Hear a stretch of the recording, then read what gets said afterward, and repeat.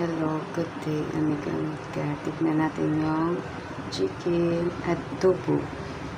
Ano po yan? Paalang manok. Tignan natin.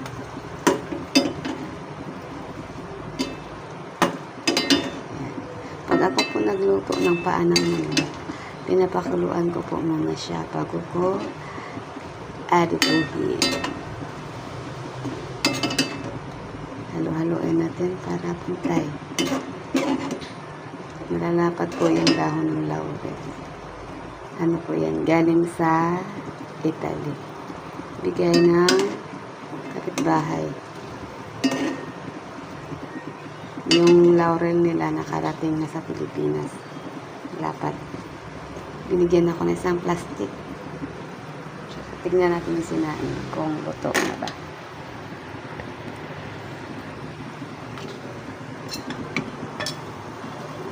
Luto na.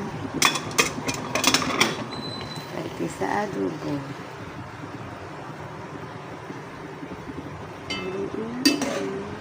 Gusto ko kasi sa adobo ng paa ng manok ay ano siya, tuyo. Kunting-kunti na lang ang sabaw.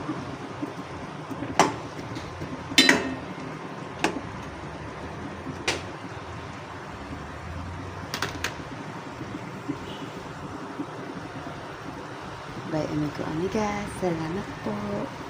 Ingat kayo.